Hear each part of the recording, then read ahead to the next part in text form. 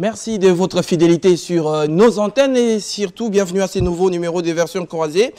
L'essor de l'accord du 31 décembre 2016 en cas de non-élection en décembre 2018, nous en parlons, oui.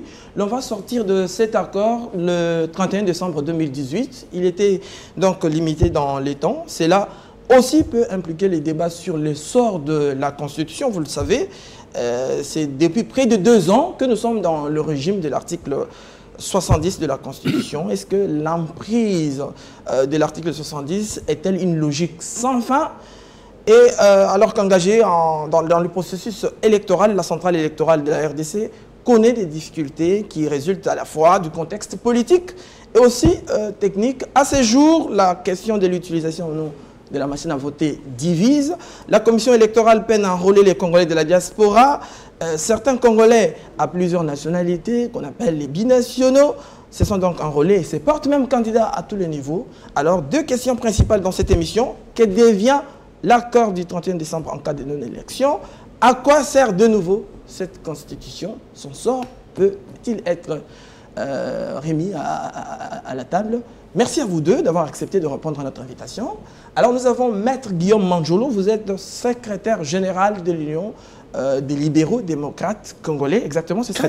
Chrétien. Oui. Merci d'avoir répondu à notre invitation. Merci à vous. Alors vous êtes en face de Maître Mimi Angèle Condé, elle est donc porte-parole du MLP, mouvement des libéraux. Non. Mouvement des Lumumbistes. Pas des Lumumbistes, voilà. Mouvement Lumumbiste progressiste. Voilà. Alors vous êtes un parti politique de l'opposition radicale, oui. Mais vous faites partie de l'ensemble de Moïse Katumbi. Bien sûr. Voilà. Alors je commence avec la première question et j'aimerais commencer avec l'opposition. Que devient l'accord du 31 décembre en cas de non-élection? Merci pour la question. Je crois que pour le mouvement Lumumbiste progressiste dont je porte la parole et que je suis la secrétaire générale adjointe chargée de la communication, je dirais que ceux qui vont nous suivre vont se souvenir qu'il y a un jour, mon président, l'héros vivant Franck Diongo, avait dit ceci: je doute de la sincérité de Kabila de conclure un accord et de les respecter. Aujourd'hui, c'est la confirmation de ce qu'avait prédit mon président Franck Diongo. Il y a eu un accord qui avait été conclu le 31 décembre 2016 qui préconisait des élections en 2017 et aujourd'hui nous sommes en 2018. Accord sur accord ne vaut, monsieur le journaliste. Ce n'est pas ce qu'attend le peuple congolais. Le peuple congolais veut qu'il y ait alternance. Et quand vous regardez l'exposé des motifs de la Constitution de la République démocratique du Congo, veut qu'il y ait alternance par des moyens démocratiques. Moyens démocratiques veut dire qu'on doit organiser les élections. Et cet accord du 31 décembre, l'accord de la 5 ans, c'est ce qu'il avait prévu aussi. Mais dommage que jusqu'à ce jour, cet accord n'a pas été respecté. Or, un accord lie ceux qui ont participé à son élaboration. Mais pourquoi vous ne revenez pas de manière directe à ma question? Quel est l'essor qu'on va réserver à cet accord? La CENI a des problèmes, c'est peut-être difficile qu'il y ait élection en décembre, pour ne pas dire qu'il n'y aura pas élection en décembre. Que devient l'accord? Monsieur le journaliste, je ne suis pas en mathématiques où on me dit 1 plus 1, je dois dire que c'est 2. Je suis dans la communication et dans la communication, j'ai l'obligation de refroidir la mémoire de ceux qui vont nous suivre pour qu'ils comprennent la généalogie ou la genèse de cette question que nous sommes en train de traiter. La Constitution de la République est claire et nette, il n'y a pas à tergiverser. Le président Kabila n'avait que 2 mandats. Arrivé à la fin de son 2e mandat, il a de la peine à organiser les élections pour qu'il y ait alternance au sommet de l'État. La non-élection a conduit à la signature de l'accord du 31 décembre 2016 que nous, les MLP, nous n'avons pas soutenu et que nous ne continuerons pas à soutenir parce que nous savons qu'il y a le manque de volonté de la part de la majorité présidentielle pour qu'ils puissent appliquer les accords. Donc, l'essor de cet accord, c'est un mort-né. Voilà. Guillaume Manjolo. C'est la même question que je vous pose. Merci, bonjour aux confrères. Madame Condé, en fait, la question qui est posée, elle est posée d'abord aux juristes que vous êtes, pas à la communication pure, parce que tout le monde peut dire sur la communication un certain nombre de choses et d'arguments qui tiennent, qui ne peuvent pas tenir. Mais vous, en tant que juriste, vous êtes appelé à pouvoir répondre à une question majeure en droit. Il y a l'accord, il y a la Constitution. Quid en décembre 2018? C'est la question qui est posée. Et à cette question-là, ça ne demande pas de remonter jusqu'à Mathusalem pour pouvoir expliquer les choses. Ça demande tout simplement de dire il y a un accord qui a été signé par les parties prenantes, dont votre ancienne structure à laquelle vous vous reconnaissez d'un jour, et l'autre pas du tout, parce qu'il s'agissait du rassemblement en ce qui concerne l'accord en question aujourd'hui. Et les rassemblements dont le chef de file est votre patron direct. Aujourd'hui, enfin les rassemblements, l'ensemble dont le chef de file est votre patron direct, c'est-à-dire M. Katumbi. Partant, il va falloir expliquer si ces deux textes, d'une part la Constitution et d'autre part l'accord, peuvent-ils produire des effets et quel type d'effets en décembre 2018? Il s'agit de ça. Mais à cette question-là, les réponses se trouvent dans l'accord et dans la Constitution. Très bien, allons-y. On a d'une part un certain nombre de chapitres qui disposent du fonctionnement des institutions pendant la période supposée transitoire, ou préélectorale si on veut, jusqu'à ce qu'on tienne les élections. Mais ces dispositions qui se trouvent être dans cet accord sont incorporées obligatoirement dans la Constitution. Parce que les préambules prédisposent qu'il faut obligatoirement rester dans la Constitution. Or, pour revenir maintenant à un principe, une disposition précise, 70 se trouve être toujours applicable, il n'est pas neutralisé.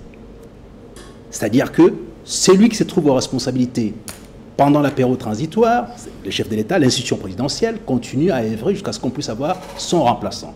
De la même façon que 103 et 105, c'est repris dans l'accord, c'est pas moi qui le dis, c'est tiré de la Constitution et repris dans l'accord. 103, 105, en ce qui concerne à la fois l'Assemblée nationale, le Sénat et de manière tout à fait étendue à toutes les institutions en mandat, sont tenus de rester aux responsabilités jusqu'à ce qu'on puisse avoir de nouveaux élus. L'accord est limité dans le temps.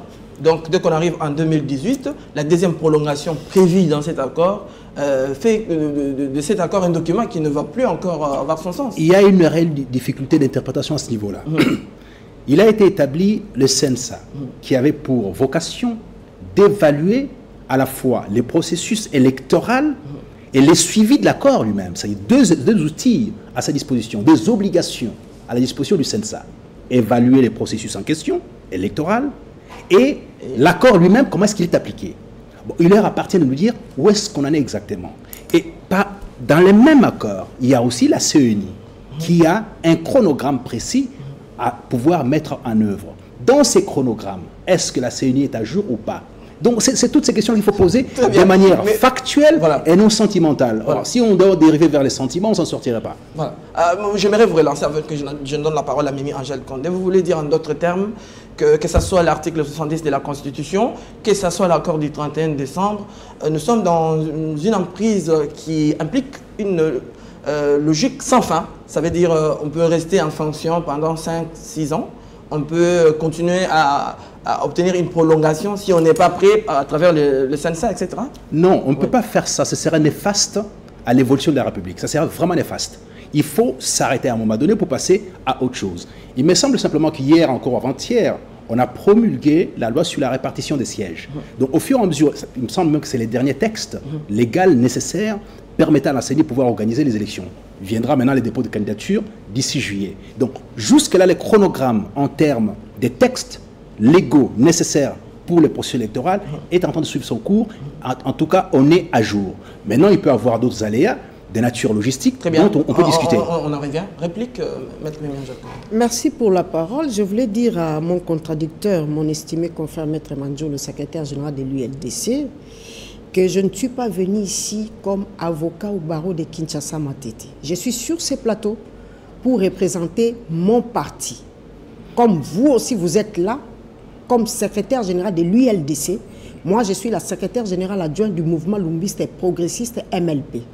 Je ne suis pas le chantre d'autres partis, mais je suis ici pour parler de la position de mon parti, le mouvement lumbiste et progressiste. Pour votre gouvernement, Au moment où on avait signé les accords de la Saint-Sylvestre, Moïse Katumbi n'était pas le patron du MLP. L'ensemble vient de naître il y a quelques mois, mais le MLP a une naissance au-delà des 10 ans. Donc, je ne suis pas venu ici pour parler de mon patron au moment où il n'était pas encore mon patron, comme vous le prétendez, mais je suis venu pour parler de la République, du sort des Congolais par rapport aux tergiversations de la majorité présidentielle. À quoi sert la Constitution qui a un pacte social? Vous devez comprendre dans quel contexte cette Constitution a été élaborée. Et que mon parti, le mouvement Lumbiste et progressiste, est parmi ces partis, avec le feu Étienne Tshisekedi, paix à son âme, qui ont parcouru le monde pour dire « Nous voulons un accord global et inclusif. Nous sommes en Sun City. » Et le MLP est signataire de l'accord global et inclusif. De cet accord, nous avons la Constitution de 2006. Donc, j'ai en quelque sorte la paternité de cette Constitution. Donc, je parle du MLP. Je ne suis pas venu ici pour donner mes analyses juridiques. Sinon, les journalistes allaient me dire « Maître Mimi Angèle Condé, avocat au barreau de Kinshasa Matete, donnez-moi, nous vous avons appelé en tant qu'expert pour analyser la Constitution et l'accord politique, dit l'accord de Saint-Sylvestre. » Donc, je suis en train de donner notre position. Je voulais faire un petit recadrage. Très bien. Je dis ceci, monsieur le journaliste. Très bien. Si on savait que la Constitution pouvait tout régler, je ne pense pas que la majorité présidentielle, dans son arrogance, allait demander à ce qu'il y ait la signature d'un accord politique. Pour comprendre la portée de cet accord politique, il faut se situer dans les temps. Il y a eu combien de négociations? Vous vous souviendrez. Il y a même Kodjo au Kanchati qui a tenu à ce qu'il y ait une rencontre où il y a eu un accord. Ils avaient déjà l'accord. Mais pourquoi ils trouvaient qu'ils ne pouvaient pas continuer avec cet accord-là? Et il y avait aussi la Constitution. C'est-à-dire qu'il y avait un problème. On voulait régler un problème. Et cette question, pour le régler, il fallait que les acteurs politiques et de la société civile puissent se retrouver autour d'une table pour dégager les pistes de solutions. Quel est le problème? La non-organisation des élections de 2016 où Kabila était à son dernier mandat. C'est ça le but de cet accord. On veut me parler des questions juridiques de cet accord. C'est un accord politique. Très bien. Un accord politique est venu pour régler un problème politique qui s'est posé. Sinon, ils allaient se référer à la Constitution. Qu'est-ce que vous répondez de manière directe à Guillaume Manjolo qui estime que nous sommes... Et nous restons dans la logique de l'article 70 de la Constitution, c'est-à-dire que les institutions vont continuer à fonctionner jusqu'à ce qu'on aura élection. Il dit que l'accord du 31 décembre que vous aviez finalement accepté par les trichements du rassemblement prévoit que le Conseil national des suivis évalue le processus électoral. Donc ça veut dire, si moi je l'ai bien compris, c'est que si on arrive en décembre et qu'il n'y a pas élection, le CNSA peut se réunir avec le gouvernement, la CENI, et prolonger des nouveaux. Qu'est-ce que vous répondez de manière directe? Monsieur le journaliste Abouamblikon avait dit qu'on peut tromper un peuple pendant un temps. On ne peut pas tromper tout un peuple tout le temps, monsieur le journaliste. Rien n'est éternel sur cette terre des hommes. Rien n'est éternel. Il n'y a que Dieu qui est éternel. Nous avons été en 2016, vous dites, nous ne sommes pas en mesure d'organiser les élections. Entre-temps, en 2015, nous avons déposé nos candidatures comme des députés provinciaux, nous avons payé des cautions. À ce jour, personne ne rend compte au peuple congolais de la somme qui était versée au trésor public par rapport au cautionnement des candidats. On n'en parle pas. On est dans quel pays? C'est la médiocrité. Nous sommes arrivés en 2016, fin mandat de M. Kabila. On dit, venez, on va négocier. Ils ont négocié pour dire qu'il y aura les élections en 2017. Nous arrivons en 2017, il y a toujours des contraintes. On n'a pas organisé. Et la CENI fait sortir un calendrier pour dire, au 23 décembre, il y aura élection. Mais monsieur les journalistes, on ne peut pas continuer indéfiniment dans les rapports. La CENI doit les comprendre, la majorité présidentielle aussi doit les comprendre.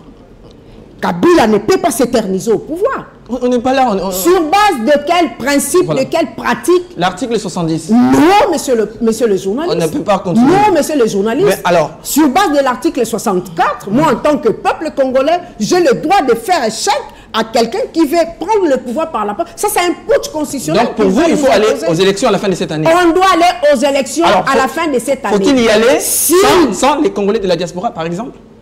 S'ils n'arrivent pas à organiser les élections au 23 décembre, c'est Kabila qui doit dégager. Parce que tout ce manège ici, ça profite à qui? À M. Kabila. Bien, Madjou. Merci. Madame Condé, ça ne change rien que vous surfez sur les sentiments et sur la propagande. Ça ne change rien. Nous n'avons pas changé des régimes politiques en RDC au motif de cet accord. Les régimes restaient les mêmes, avec la même constitution. Et cet accord se soumet à l'autorité de la Constitution. Vous pouvez dire ce que vous voulez, ça ne change absolument rien, malheureusement. Ce qui fait qu'en tant que juriste, comme médecin éventuellement des règles, vous êtes appelé à pouvoir dire un mot là-dessus de manière substantielle pour éclairer ceux qui vous suivent. Vous ne pouvez pas vous défausser en disant « je ne vais pas parler droit, je vais parler politique ». Or, l'accord qui est politique se soumet à l'autorité juridique de la Constitution. Malheureusement, c'est comme ça. Vous pouvez faire ce que vous voulez, ça ne changera rien du tout. Si vous voulez qu'on remonte les temps, qui a fait quoi, Sun City, tout ça, on peut remonter le temps. Les rapporteurs de Sun City, c'était Rameau Chibanda. Je peux vous dire comment ça s'est passé aussi. Donc, c'est pas ça. On n'a pas pouvoir s'arroger, se réoler des titres quelconques et tout ça. Non. Nous sommes tous fils de la République. Nous avons participé d'une manière ou d'une autre à l'organisation de cette terre qui est la nôtre, celle de nos ancêtres, et que maintenant, on fait face à un problème qu'on doit résoudre. On les résout en fonction des règles qui sont à notre disposition. On ne les résout pas en fonction des sentiments et des compromis passés sous seing privé entre quelques leaders. Ce n'est pas ça. Mais ces 10 leaders ont admis qu'ils ne pouvaient pas faire autrement que l'encadrer par la Constitution. C'est sous l'autorité de la Constitution que nous fonctionnons, pas sous l'autorité de votre accord politique. Il est nécessaire pour apaiser les uns les autres, mais il n'oblige pas la Constitution d'être modifiée. Alors, il fallait aller à un référendum pour balayer la Constitution, faire prévaloir cet accord. Ce n'est pas le cas. Donc, les droits l'emportent sur vos sentiments personnels, sur la dimension des communications qui vous paraît la plus importante au détriment du droit, je vous l'accorde. Mais simplement, moi, je reste conséquent avec comment une république est gérée. Voilà. Pour l'instant, nous sommes gérés sous les régimes de la Constitution de 2006 et pas autre chose. Et cette Constitution, c'est elle qui encadre ces fameux accords. Voilà. Donc, on n'a pas le choix, malheureusement. Voilà. On peut en discuter pendant toute la journée. Vous, d'un côté, en vous prévalant de cet accord, moi de l'autre côté, en présentant que l'autorité du référendum passé par tous les peuples congolais est supérieure à votre accord politique. Je vous relance. Passé entre célébrités quelconques. Voilà, je vous relance. Faut-il aller aux élections, par exemple, sans la diaspora? Il y a cette question de l'utilisation de la machine à voter qui pose encore problème. L'OIF débute en principe mercredi l'audit du fichier électoral, je dirais d'une partie du fichier électoral parce que la diaspora n'a pas été enrôlée. Avec toutes ces difficultés, comment on fait? Comment on s'y prend? La Constitution permet qu'on puisse continuer à discuter dans les cadres notamment de l'accord. Ce qui fait que tous les aléas, toutes les difficultés, toutes les aspérités qui jalonnent cet accord et la gestion du pays doivent être soumis à la discussion pour pouvoir trouver des solutions. Il y a des contraintes qui sont des contraintes réelles pour l'instant. Il y a la diaspora, on ne peut pas la mettre de côté. Celle qui soutient l'essentiel des activités économiques dans ce pays, on ne peut pas la mettre de côté. Bon, il y a aussi les gens qui ont 2-3 nationalités. Comment on fait avec ces gens-là? Il faut trouver la solution. Mais simplement, je disais, et je l'ai dit, je répète, il serait excessivement néfaste qu'on dépasse le cap de 23 décembre 2018. Ah. Parce que, oui, c'est néfaste, parce que tout simplement, on ne peut pas continuer à pouvoir dire les choses et ne pas le faire. Voyez-vous, contrairement à ma collègue, j'essaie de pouvoir être à la fois cohérent sur le plan des principes, mais en harmonie avec l'intelligence et non avec les fanatismes. Donc, ce que je veux dire ici, c'est quoi? Parce que sur le terrain, puisqu'on parle des élections, parlons-en des élections. Mais les élections se passent comment? Il faut aller vers la population, l'approcher, parler avec elle, la convaincre pour venir vers soi. Ce qui n'est pas le cas des gens en face. Ils sont dans les salons, aussi bien à l'étranger qu'ici en RDC. Ils sont dans les oukases, les attaques, les invectives. Ils s'approprient la population comme étant un bien privé. Mais vous aussi, vous paraissez quand même populiste. Quand vous dites, vous êtes réaliste, il faut que les élections, on ne dépasse pas le cap de décembre. Non. Voilà. C'est pas ça du populisme, ça. Voilà. Populisme, c'est proposer des choses qui sont en dehors de compétences. Or, ici, c'est une promesse faite à la population. Voilà. Ce n'est pas du populisme. Mais on est en incapacité de pouvoir... Je suis du côté où je pourrais soutenir qu'on puisse dépasser. Mais je ne soutiens pas ça.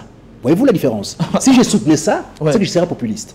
C'est-à-dire qu'aujourd'hui, ma population de Kabeleke et de Luisa attend que j'aille aux élections. Merci. Parce que je l'ai préparé en conséquence. Ma population du Kasaï central attend que j'aille aux élections. Je l'ai préparé en conséquence. Je ne peux pas soutenir, moi, au départ de ma position, comme secrétaire général d'un parti politique, dire que je suis prêt encore à postposer les élections. Mais non, il faut trouver les mécanismes adéquats de sorte à ce qu'on y aille absolument. Donc il faut négocier. Il faut négocier. Il faut qu'on aille à ces élections.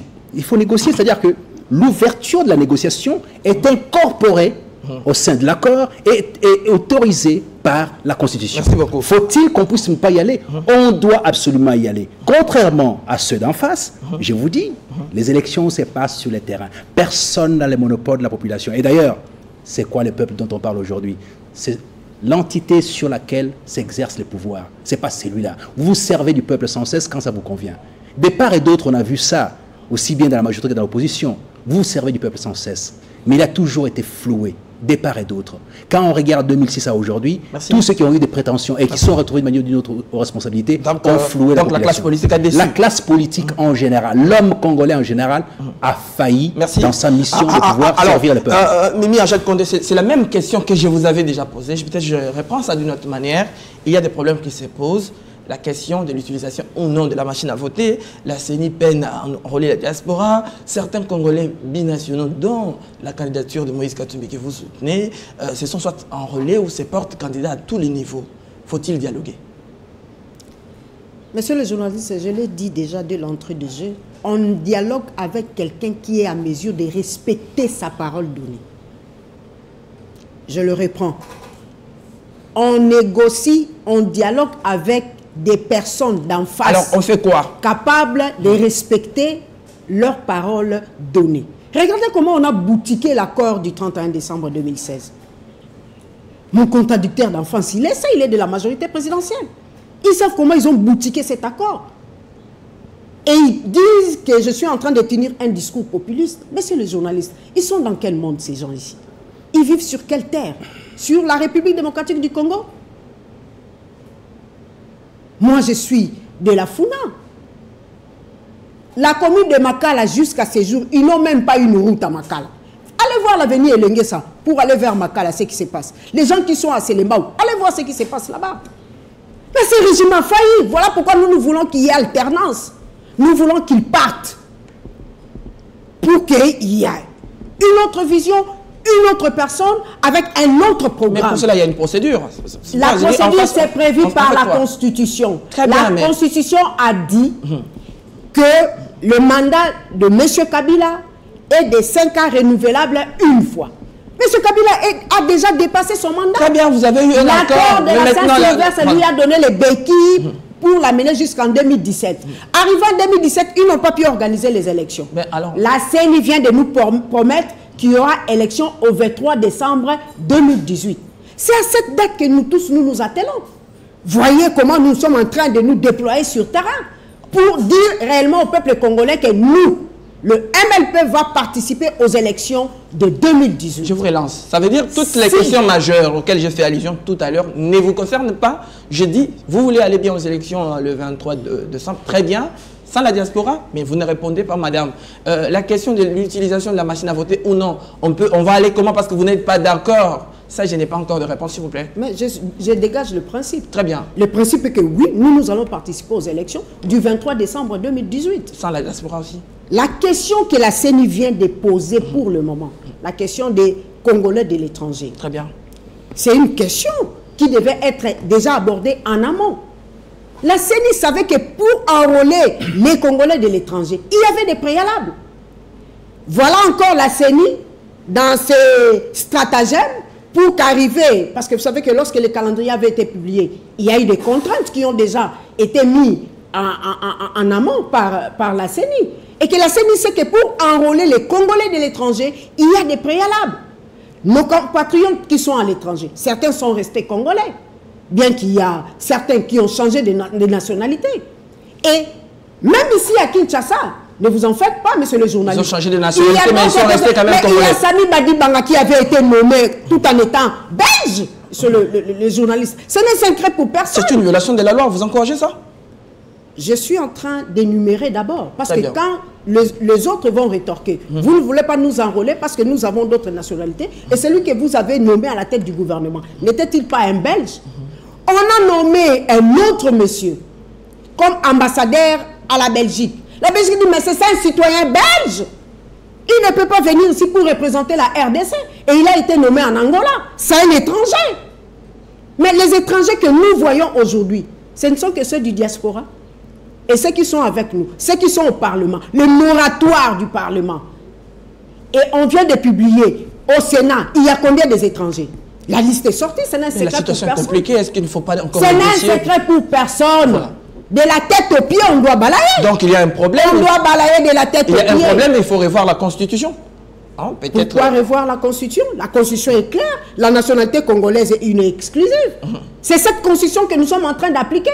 Mais lorsque c'est lui qui est à mesure de nommer des personnalités à des postes de décision, on lui apprend que tel monsieur Sami Badibang est belge, mais il a pu nommer Sami Badibang, c'est-à-dire il a sapé sur la Constitution. Alors ça et maintenant, voilà pourquoi la CENI s'entête.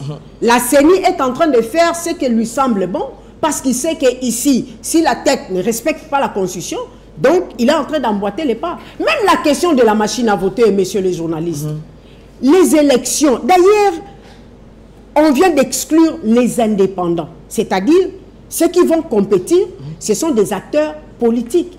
En tant que des acteurs qui contribuent pour qu'il y ait élection, la CENI a intérêt à écouter la voix de l'opposition qui disent que nous ne pouvons pas aller aux élections avec la machine à voler. Voilà, on est arrivé à la fin de l'émission. Je vais vous accorder chacun 2 minutes pour la conclusion. Donc, Maître Guillaume Manjolo, vous prenez le temps de pouvoir réagir et conclure parce qu'on est vraiment à la fin de l'émission. Je ne vais pas me plaindre pour les temps, c'est l'usage comme ça. Bon, les maîtres des séants donnent toujours un peu plus à l'opposition et c'est le cas. Bon, là, quand vous allez écouter la rediffusion de l'émission, vous-même, vous... Si, il n'y a pas de problème, je ne me plains pas, je dis simplement que je suis habitué.